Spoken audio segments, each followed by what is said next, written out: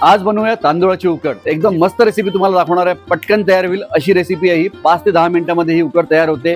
एकदम स्वादिष्ट आणि पौष्टिक तर आहेच, आणि त्याचबरोबर गरमागरम खायला इतकी मजा येते ना, तुम्हाला काय सांगू।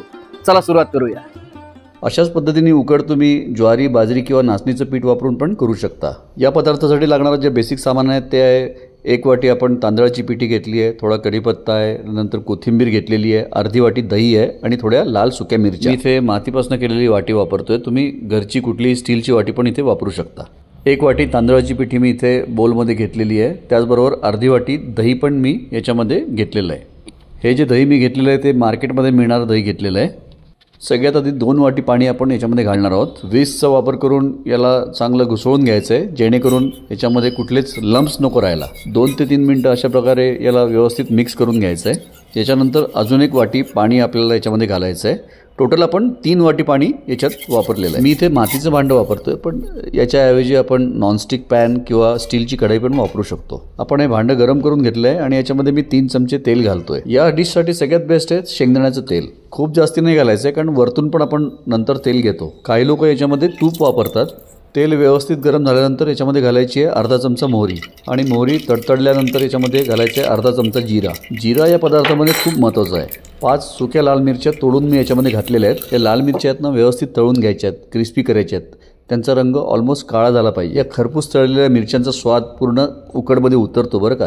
काही लोक याच्यामध्ये आलं, लसूण, हिरवी मिरची वगैरे पण टाकतात, पण मी ते काही वापरत नाही, कारण मला असं वाटतं त्याची काही गरजच नाही आहे। नुसत्या या बेसिक गोष्टी वापरून पण एकदम टेस्टी बनते उकड। यानंतर मी याच्यामध्ये घातल्यात 12 ते 15 कढीपत्त्याची पानं। सिनियर सिटीजनसाठी पण खूप अतिशय उत्तम असा हा नाश्ता आहे। मला आठवतं माझे आजोबा जवळपास रोज अशीच केलेली नाचणीची उकड जवळपास रोज नाश्त्याला खायचे। फक्त त्या उकडमध्ये ते दही नाही घालायचे, कारण नाचणी थोडी आंबट असते। आता याच्यामध्ये घालूया 3 चिमूट हिंग, आणि हिंग थोडं परतल्यानंतर घालूया 1 वाटी पाणी।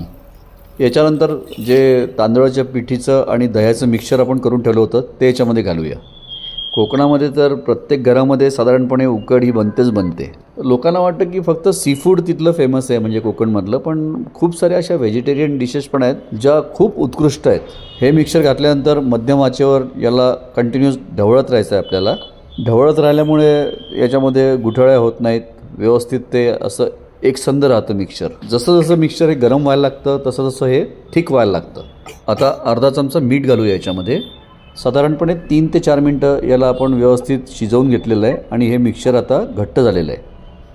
आता गॅस एकदम स्लो करूया आणि 5 मिनिटं याला झाकून व्यवस्थित शिजवून घेऊया। हे बघा 5 मिनिटं शिजवल्यानंतर हे मिक्सचर मी बघितलं थोडंसं जास्ती घट्ट झालेलं आहे, आणि मीठ पण मी याचं चेक केलं तर मला मीठ कमी लागलं, तर अर्धा चमचा मीठ मी याच्यामध्ये अजून वाढवून घेतलेलं आहे। आणि या स्टेजला आपण आणखीन अर्धी वाटी पाणी मी याच्यामध्ये घातलेलं आहे। तर तुम्ही आता नोट केलं असेल की पहिले सुरुवातीला आपण 1 वाटी तांदळाच्या पिठीसाठी 3 वाट्या पाणी आपण पहिल्या मिक्सरमध्ये घातलं होतं, आणि मातीच्या भांड्यामध्ये उकड शिजवताना मी टोटल 1.5 वाटी पाणी घातलं होतं। म्हणजे आपण 1 वाटी तांदळाच्या पिठासाठी साधारणपणे 4.5 वाटी पाणी वापरलेलं आहे। बस सगळ्यात शेवटी खूप सारी कोथिंबीर घालायची आहे। आहा हा, वाव, किती सुगंध पसरलेला आहे मस्तपैकी, आणि काय उकड झाली आहे। याचा थिकनेस एकदा बघून घ्या। हा खूप घट्ट पण नाही आहे आणि खूप पातळ पण नाही आहे, ही याची कन्सिस्टन्सी असली पाहिजे। बघा, ही एकदम परफेक्ट उकड आपली तयार झालेली आहे। शक्यतो ही उकड पहिल्या वाफेची गरमागरम तुम्ही खा आणि खाऊ घाला, आणि जर शिल्लक राहिलीच आणि तुम्हाला परत गरम करायची असेल तर थोडंसं पाणी घालून तुम्ही याला गरम करू शकता। जर भाज्या आवडत असतील तर थोडंसं गाजर किसून तुम्ही याच्यामध्ये वापरू शकता, थोडे मटर पण तुम्ही याच्यामध्ये घालू शकता, थोडी कोथिंबीर याच्यावरती घालू, आणि मला पर्सनली लाल तिखट याच्यावरती आवडतं। थोडंसं खोबरं पण तुम्ही याच्यावरती किसून घालू शकता। काही लोक शेंगदाणा आणि खोबऱ्याची चटणी याच्यावरती घालून खातात। आहा, गरमागरम उकडवरती घालायला विसरू नका कच्ची घाणीचं शेंगदाण्याचं तेल। काही लोक तूप याच्यावरती घालून खातात, पण मी सजेस्ट करीन शेंगदाण्याचं तेल याच्यावरती बेस्ट लागतं कच्ची घाणीचं। याची जी चव असते ना ती थोडीशी आंबट असते, आणि याला जो स्वाद असतो तो असतो कढीपत्ता, नंतर मोहरी, जिरे, आणि त्या मिरच्या आपण ज्या घातल्या होत्या त्याला एकदम छान तळलं होतं आपण। या सगळ्या गोष्टींचा स्वाद याच्यामध्ये उतरतो। लहानांपासून मोठ्यांपर्यंत सगळ्यांना आवडेल अशी रेसिपी आहे, आणि सगळ्यात महत्त्वाचं पचायला अतिशय हलका असा हा पदार्थ आहे। आय होप ही रेसिपी तुम्हाला आवडली असेल। आजचा व्हिडिओ आवडला तर लाईक करा, कमेंट करा, हा व्हिडिओ शेअर करा, आणि देव्स किचन मराठीला अजून सबस्क्राईब नसेल केलं तर ते पण करून घ्या। बेल आयकॉन जरूर दाबा। व्हिडिओ पूर्ण बघितल्याबद्दल तुमचे खूप धन्यवाद. जय हिंद, जय महाराष्ट्र, वंदे मातरम, भारत माता की जय.